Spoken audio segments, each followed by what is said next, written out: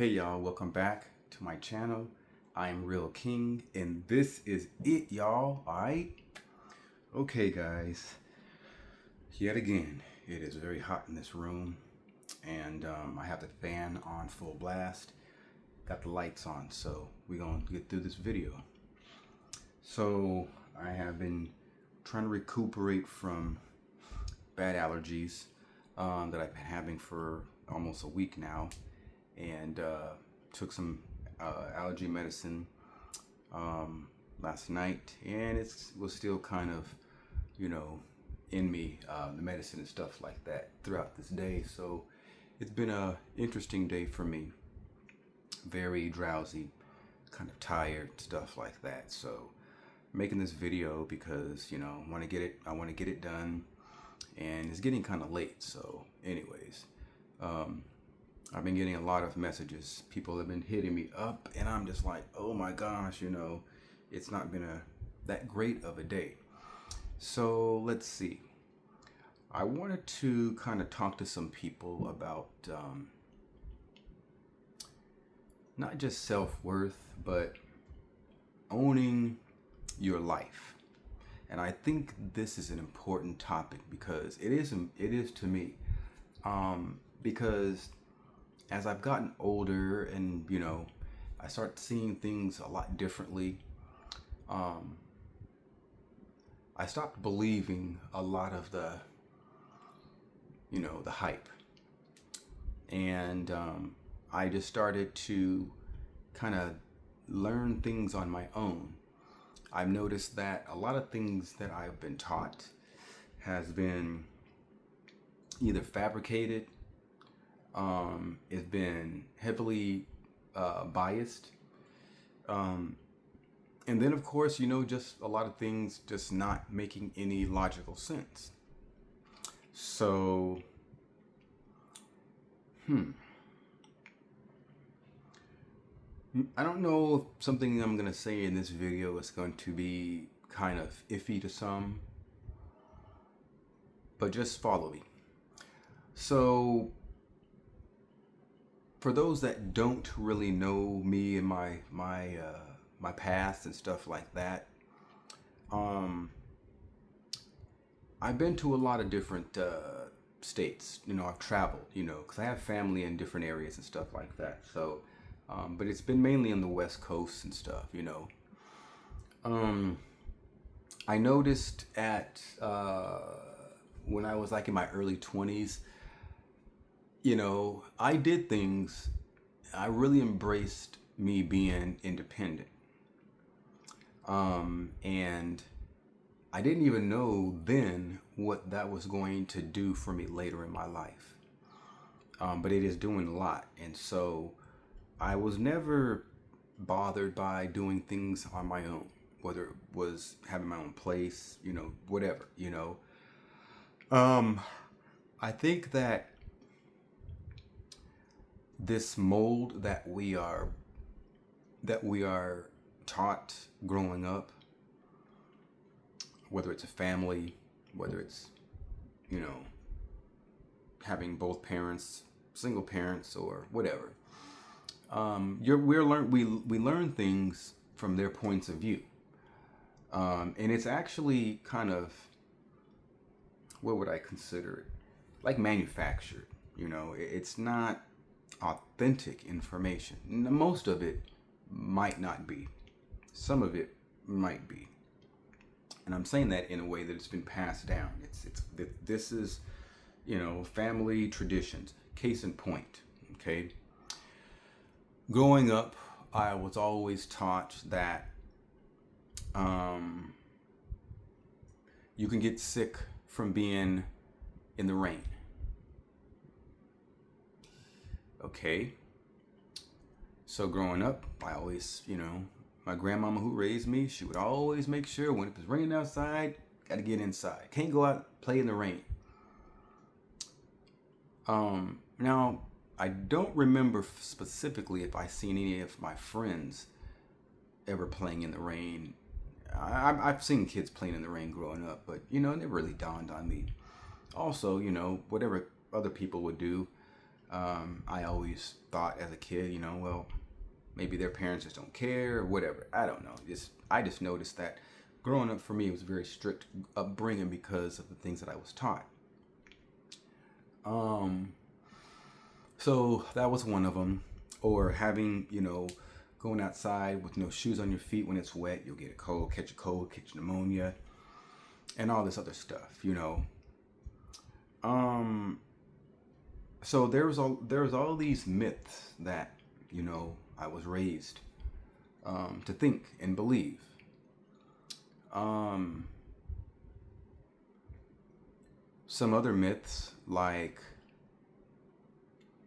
let's say, for instance, I had heard at one point, that, white people smell like dogs.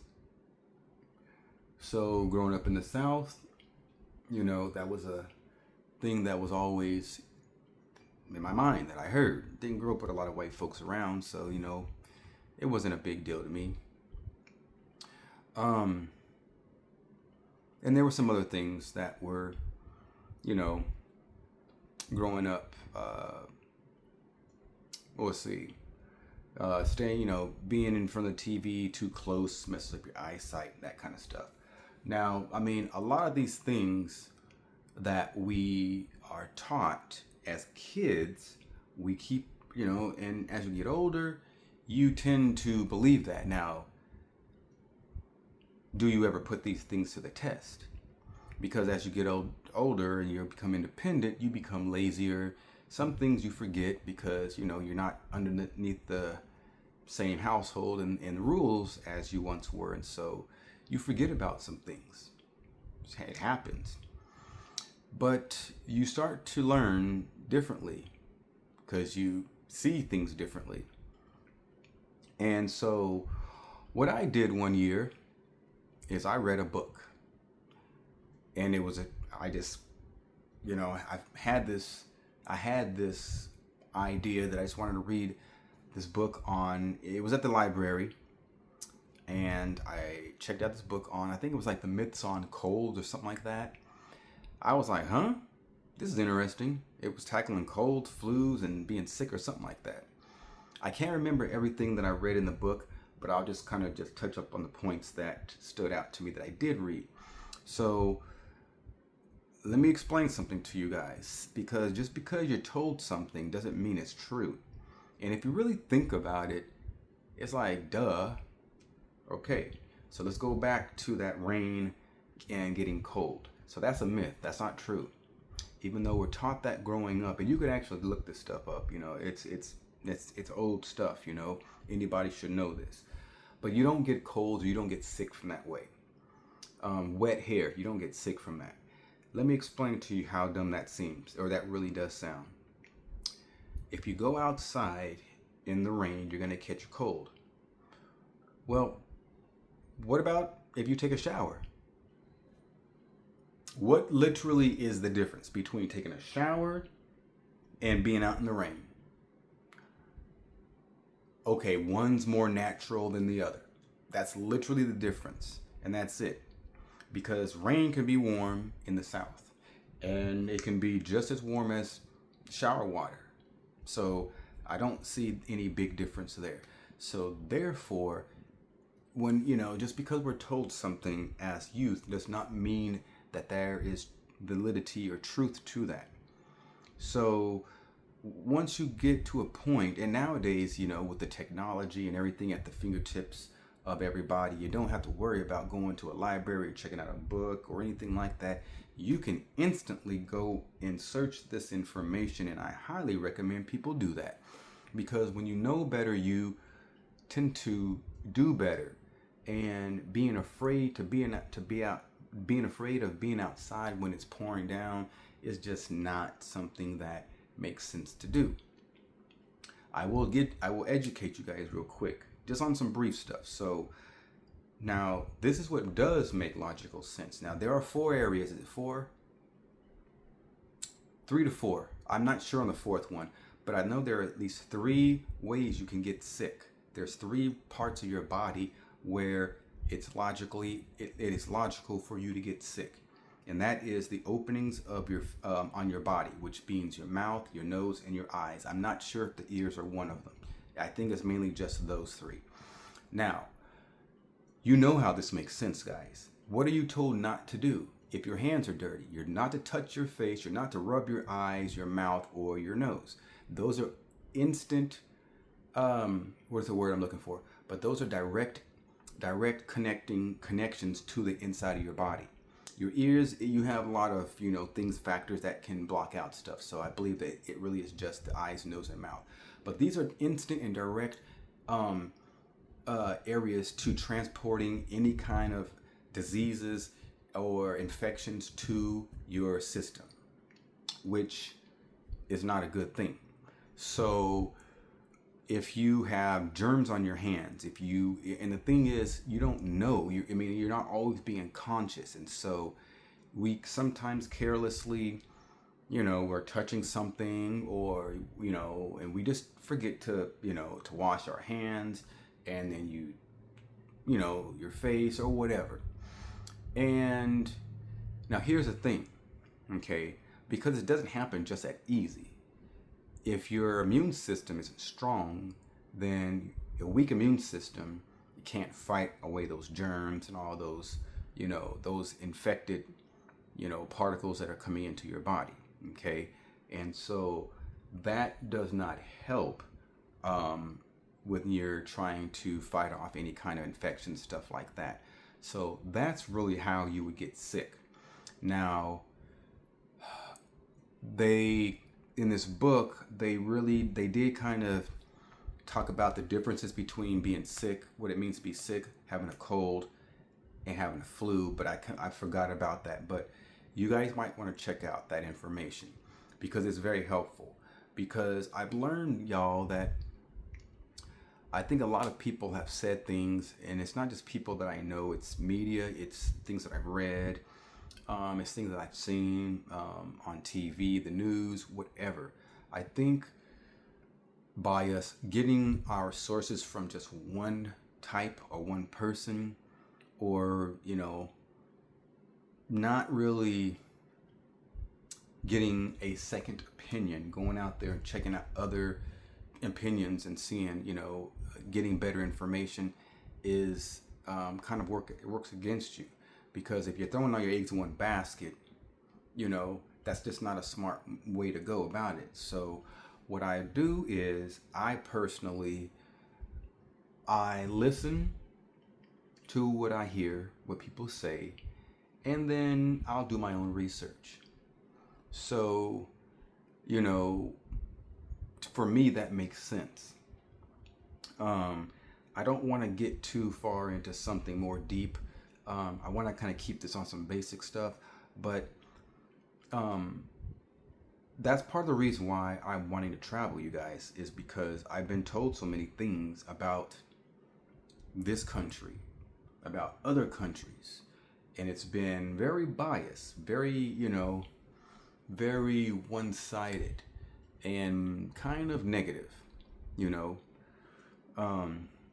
growing up, I used to always hear all this negativity about Canada, U.S. against Canada, and I've heard Canadians don't like Americans, and, and all this stuff, and I don't know if there's any truth to that, but my point in bringing that up is because,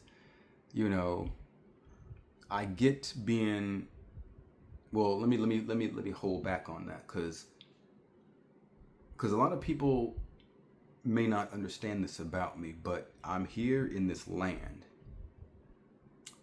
by default. As I've learned more about who I am, who my people are, who I come from, my ancestors by blood, I don't feel appropriate in this country, okay? And so I was once kind of like, I never really was a patriotic person, even though my birthday's on the 4th of July. I never was a patriotic person. I never really embraced the red, white, and the blue. One time I did. It wasn't really me, but it was somebody who made a cake for me that was in that theme. but it wasn't really nothing that I got into. Um, and it wasn't nothing I wasn't trying not to. It's just, it was something I never got into. So, I never wore crosses. Never thought to wear a cross, or any kind of symbolizations. I never did all that kind of stuff. It was never something that I was into. I never. I think I did a couple times. I dyed the tips of my hair way long time ago when I was doing a different hairstyle back then. But I had done that just to do it. But it really wasn't anything that I continued to do. It was like a one and done. And anybody that knows me knows I'm really kind of just authentic. I'm not trying to be like, I don't want to try to look like nobody else. I don't want to, I want to be like me. It's bad enough that people think I look like Lil Wayne or whatever. But I want to be myself, and so that kind of explains my hair. You know what I'm saying? Like, I love my hair. I like my hair really long. You know what I'm saying? And that's what it's for. Y'all see, I don the gray. I'm not trying to take that out. I don't want to do anything that's impure. You know what I'm saying? I want to be as pure and authentic, and I want to just be myself, because I don't think enough people out here are being themselves. Whether it's peer pressure or whatever. Now, I'm not saying, because I did it when I was in my 20s and when I was young too. I mean, it's cool to be with the fads and stuff like that. I did the fad thing as well. So I'm not saying anything against fads. But even when you were doing your fads, I'll explain something real quick. So y'all know about skateboarding nowadays, and y'all can see there's plenty of ethnicity in skateboarding. But did y'all know there was a time not too long ago where we weren't deep in skateboarding? My people, if you look like this, you weren't in skateboarding like that. So I'm gonna say I got back into skateboarding in like 96, 97, 98. Okay, and I'm gonna be real with y'all. When I got into skateboarding when I was 12, I think Ray Barbie was the only skateboarder at that time that I knew of that was big. He was the only one that I knew of. There might have been some other ones out there, but as far as major, he was it. So I knew about him. When I had took a break, got back into it when I was in my early 20s, there were a little more. It was sparse. But I will tell you, there was at least, so Clyde Singleton, no, my bad, Kareem Campbell, he was like the man. He was like the man. And so it was crazy because everybody, even though there was a few others out there, there was Clyde Singleton, there was Tyrone Olsen, skated for, what did he skate for? He was on Osiris. Was he on ATM Click skateboards? I can't remember exactly, but I know he was on Osiris shoes. Canteen Russell. There was a few of them. Harold Hunter. So there was a few more that were in the game. But more specifically, here's how I was being an individual while being a part of this pack. Because one thing that I never really did, and it was because of a few reasons: money, and I just didn't see a point. And that was dressing like a skateboarder. Because skateboarders had a certain dress, especially back in the 90s and early 2000s. It was a certain dress that skateboarders had. And the steez was skate gear. Shirts, beanies, the belts, pants, they had, it was real big. So, everybody was wearing S shirts or DC shirts. Shorty shirts were huge. The sweatshirts were big back then. They had the Drawers jeans and the Drawers clothing line. You had Planet Earth clothing line. You had all the clothes that were like skate brand 4-star for skateboarders. That was like the how you identified. If you wanted to show up and show out from head to toe, then you were decked out in the skate gear. Well, I wasn't really that person. Skate gear for me was too expensive, and I didn't really see a point in buying stuff that, then some of the styles weren't even that great to me, but I dressed more like hip hop, or street. So I was influenced because of the music that I listened to. I was all about the rap and hip hop, so I was dressing more like that style. Primarily the whole East Coast kind of style with do-rags, bandana, the hat to the back, to the side, whatever. I was about that style, wearing baggy pants. So I looked more, and if you watch any of the old videos from like the 90s and stuff like that, I'd say like the late 90s, because I wasn't doing stuff in the mid 90s, and I know they was rocking stuff crazy back then, but I'm literally talking about the late 90s and through like the 2000s. So you had these influences from the East Coast hip hop scene where the big baggy pants was big, and so everything was big. So you had Echo was huge for the skate scene, so everybody was decked out in Echo Unlimited,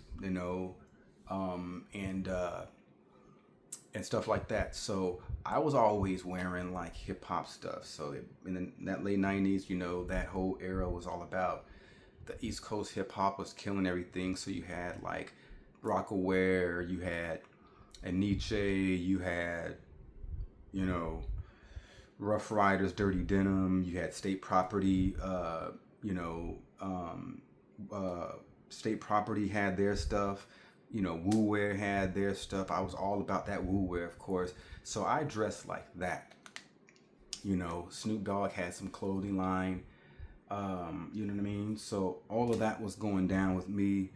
So that's really how I rocked mine. And so I was always, but it didn't matter how I dressed. I had the skate shoes. I always had the skate shoes because that's something that you have to have. You don't have to have skate jeans, but you got to have some good skate shoes because that's just how you do it.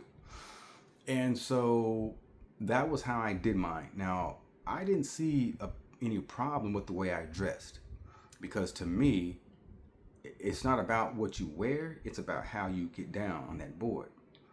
So I wasn't into, looking the part, so to speak. I just wanted to be and do my thing, you know what I'm saying? And so that's just how it was. And so I've always embraced, and I was always for individuality, y'all.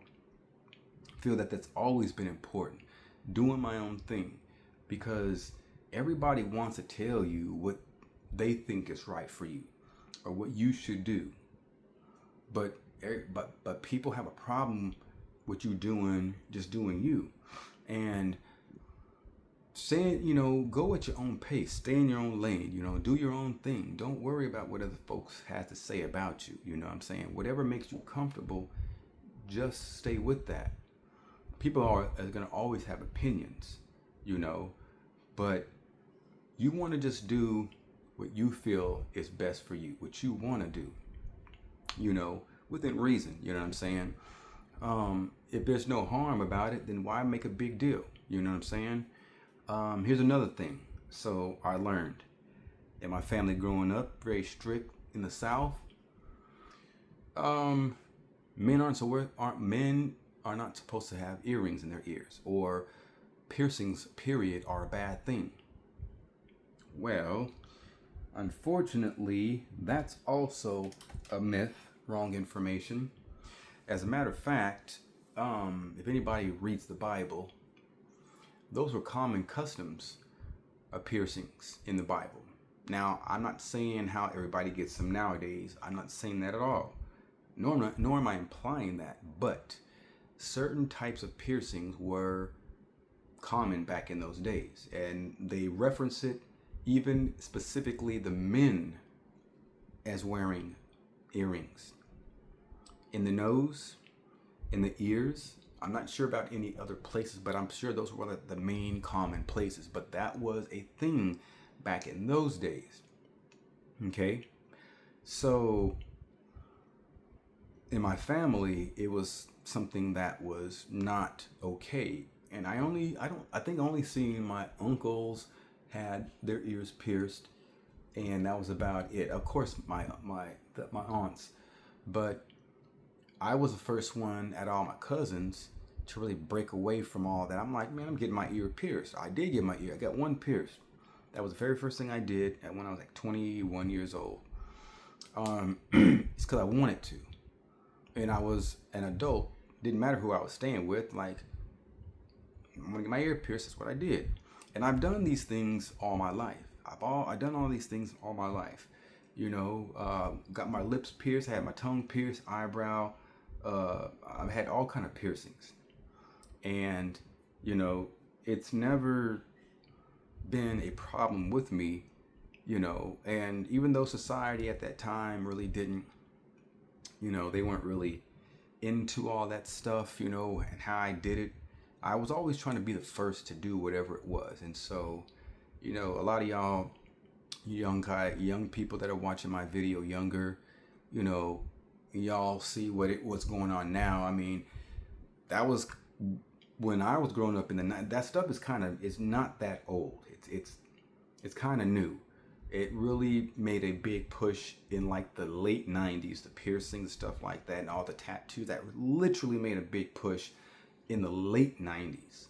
So what y'all are experiencing now, I mean, it's not that although tattoos and piercings have been around forever and people have been getting them, I'm talking about in the way that they're doing them now. Like the punk scene kind of did the nose thing and they were doing it wild, but it was really kind of segregated to them for the longest until it started picking up more late 90s, and then it became more of a trendy thing because of MTV and different things of that nature. And so I still remember when the Prince Albert was first introduced, late 90s. Then there was the one with the hoop. I forgot what that was called. So, I mean, these things, and I wasn't even into that one. I was the first to have my tongue pierced with a thick gauged horseshoe. Nobody was doing that. I forgot why I did that. I don't remember why I did that, but I had that done. So everybody was doing the stud or whatever, the bar. I did that at first, and I had the different colored balls on the bar, but then I got this horseshoe, and normally people were doing them in their nose, but I'm like, man, I'm gonna put it in my tongue. I chipped a lot of teeth. I chipped my teeth a few times with that, but it was different, and that's what was up.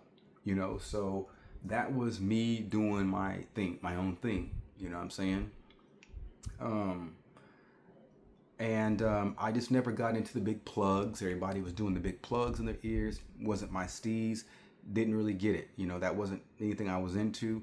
The different septics and stuff like that. I wasn't into any of that kind of stuff. You know what I mean? And so, I think there was a time where this style of tattoo was kind of just coming in, but people were doing them on the backs of their arms.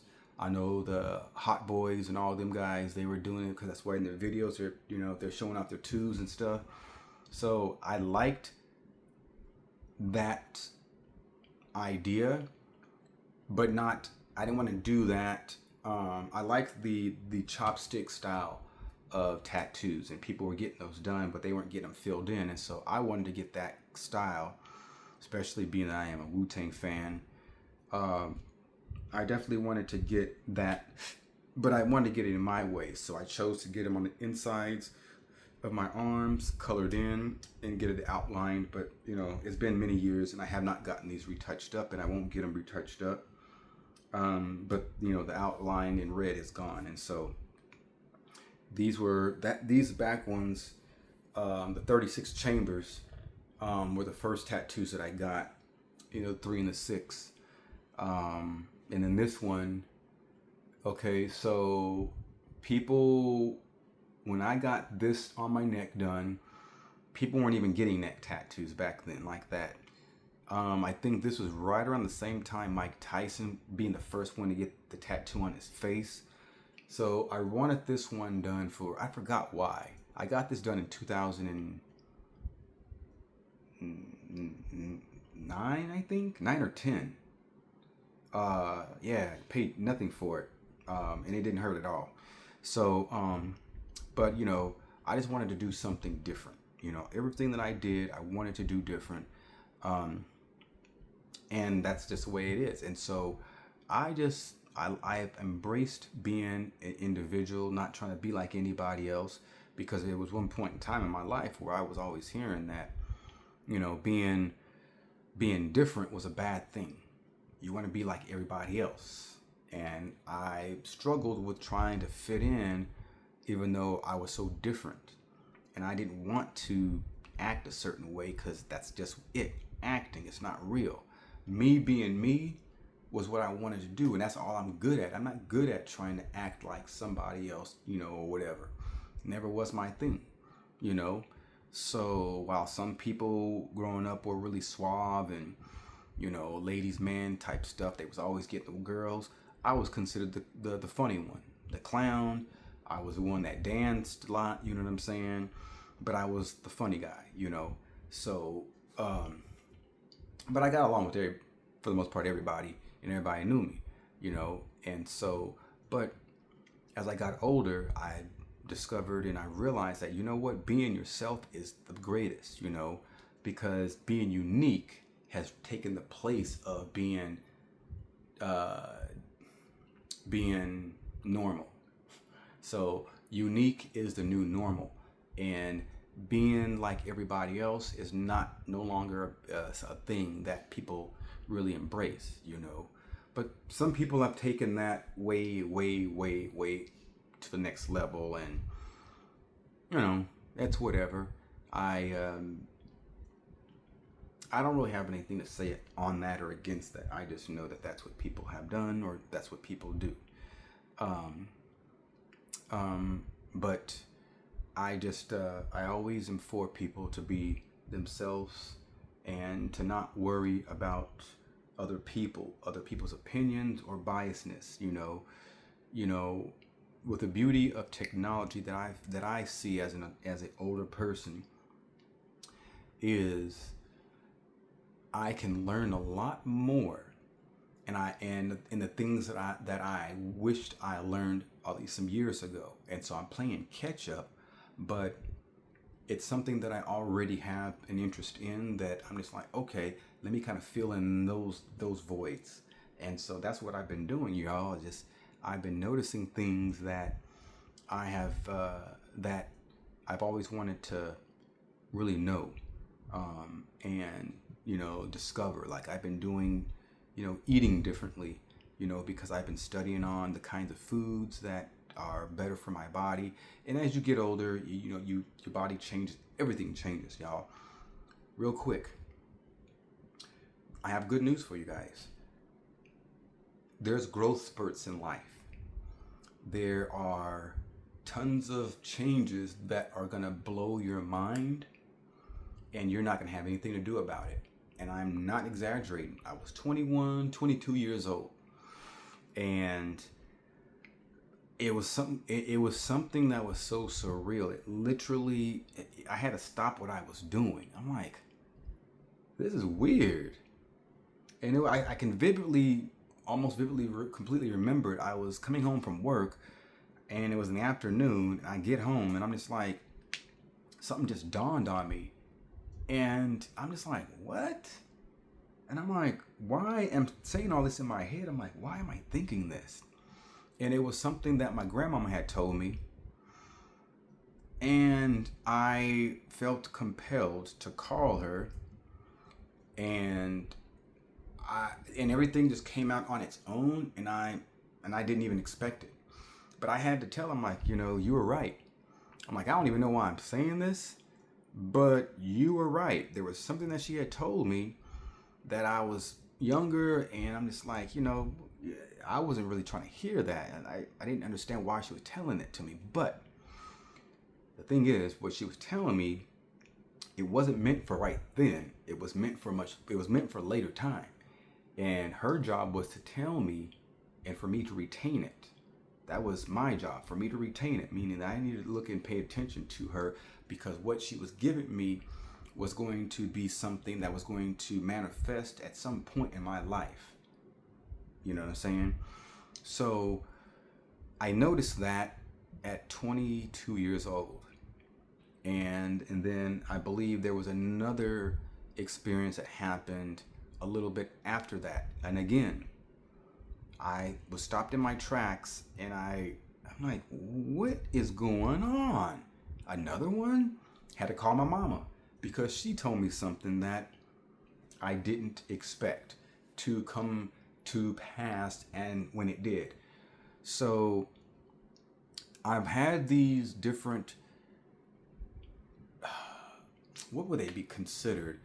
These different moments in my life where, you know, like things kind of like woke up in my mind, you know, and I figured some things out.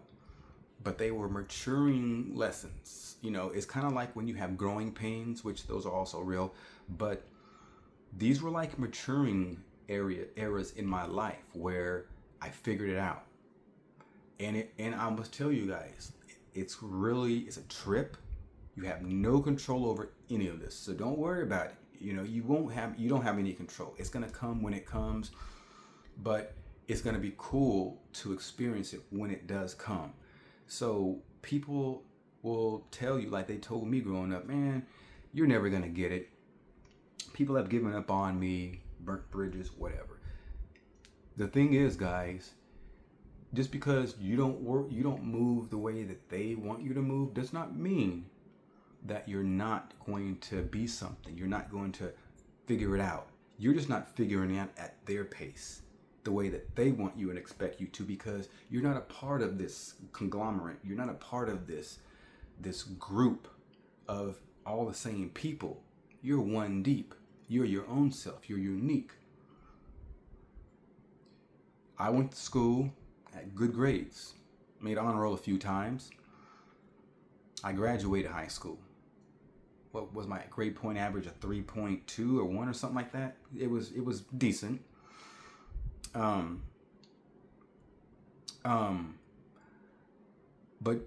I was a class clown throughout my entire years of school. I can tell y'all, whenever we get tests, Thursday or Friday, come Monday, when them tests come back, I never got no fails. But those teachers would have screw face looks on their face when they were passing back them tests, especially to me. Because they could not understand how in the heck is this guy messing around in my class, disrupting everything, always going to the principal's office in detention and all of this, and he still is passing.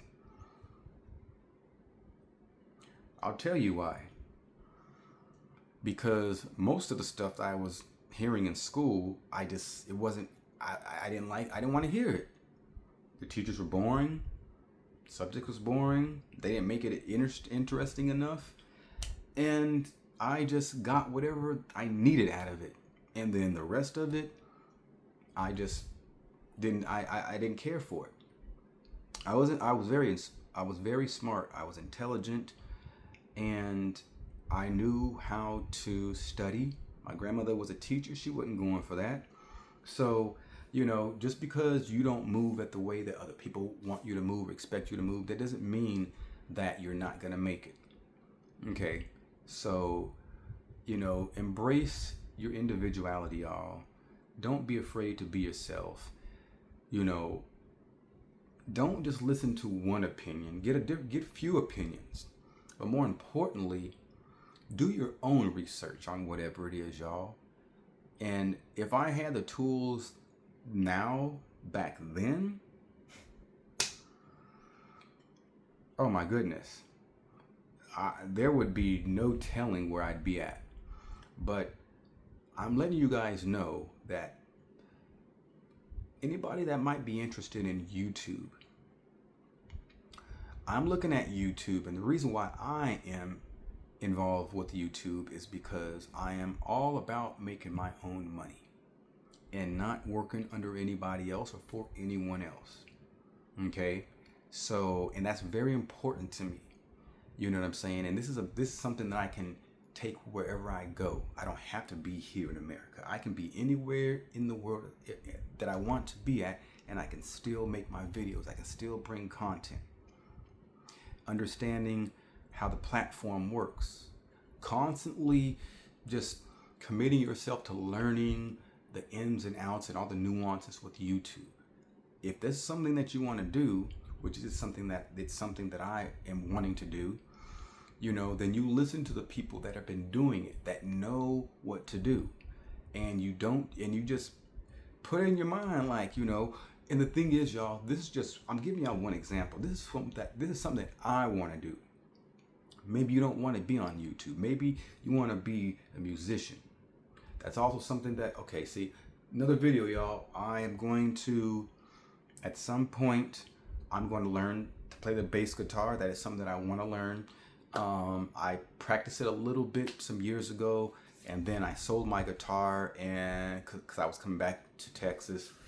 But yeah, I want to practice bass guitar, playing the bass guitar, and so that's something that is going to be that's going to be a video. So we'll have fun when that comes up. But you know, whatever it is, whatever that it is that you guys want to do it. And really focus on it. You know, I could have been sponsored a sponsored skateboarder back in the early 2000s. I was really, you know, doing my thing. You know, I was skating big. I was doing big stuff at that time. 7-stair gaps. You know, I did a couple 7 stairs, and that was kind of big for me because I hadn't been doing something that big before. You know, so I was on my grind. You know what I'm saying? No pun intended. Just learned blunt slides. I was doing all kind of backside, front side Smiths, you know, front side, backside 180 nose grinds. I was doing everything. I was doing some crazy stuff, y'all. It was crazy. The stuff now, you know, it's crazier what they're doing now, but I'm just saying back then I was on it, you know, and so I was a big skate rat, and I was skating every day.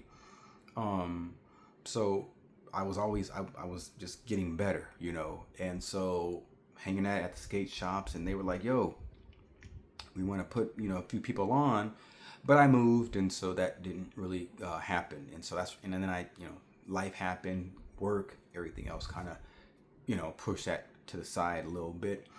But I'm just saying, you know, I had some opportunities, you know, just based off of, you know, what I was doing and stuff like that. And so, you know, maybe I think I told some of y'all, I wanted to be an actor. So there's a movie that I'm in. I told a bunch of you guys about this. Maybe if you guys want to know about that movie that I'm in, leave a comment and I will let you guys know about that. But I was in a movie back in 2003. It didn't go to the theaters, but it's considered a cult classic. It's a very funny movie. And quick story about that. It was shot in this big convention center or like building in Austin. It was hot as heck. And it was a 13-hour shoot. And it was an interesting experience. I met 2 famous people, mega famous people, and the producer of that movie, Mike Judge, I believe that's who it was, who's the creator of Beavis and Butthead.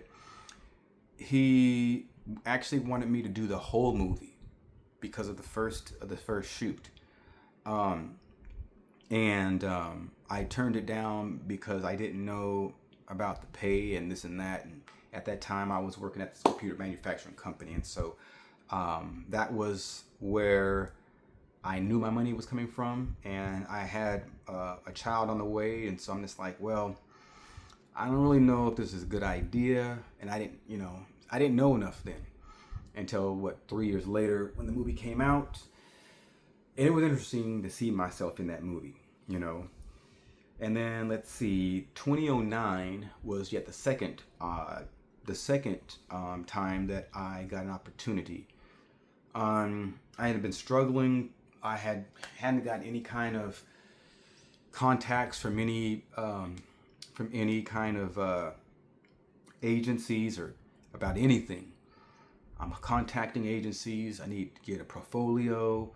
I need to get pictures taken. I need to get something set up. I'm meeting with certain agents, trying to get some, ideas. I'm like, yo, I need to get some work. And so things were kind of slowly rolling, and but they weren't really taking off in the way that I wanted it to.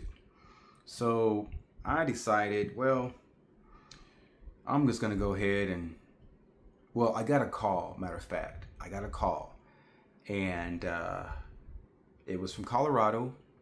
And my ex calls me and tells me my daughter wants me up there. Say no more. I get on a Greyhound and I'm heading to Colorado. This is like late, probably like December.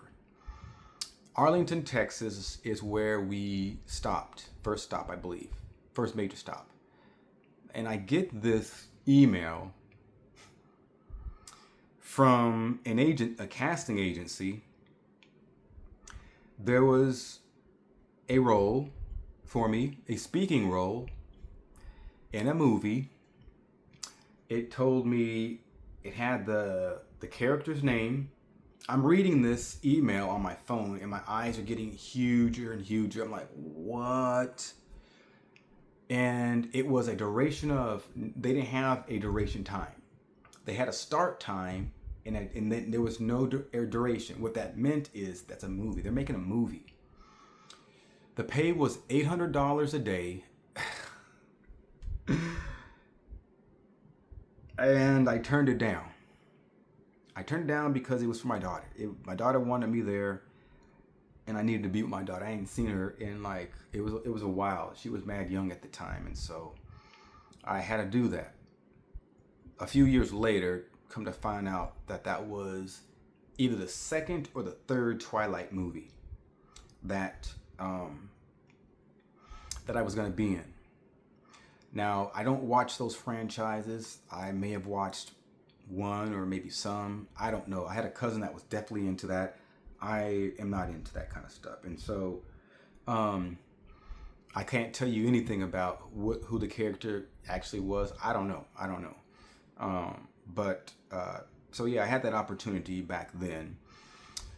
I then went to, when I was in Colorado, later on, I went to a modeling. Okay, so I did this, this is before that. This was like in 2007. I go to this audition for acting. Now, again, I come from a background of fashion designing. I also was almost a fashion designer when I graduated high school. I wanted to get into something. I was always about drawing and stuff like that. So my artwork was dope. And so, long story short, these people saw some of my sketch work and they were like, we got to get this guy. And I had business cards from designers in New York and all of that. I was going to be doing work for Adidas athletic line, and up north in Portland, their clothing line company, outerwear, Columbia Sportswear. I was going to be teamed up with both of those companies doing work.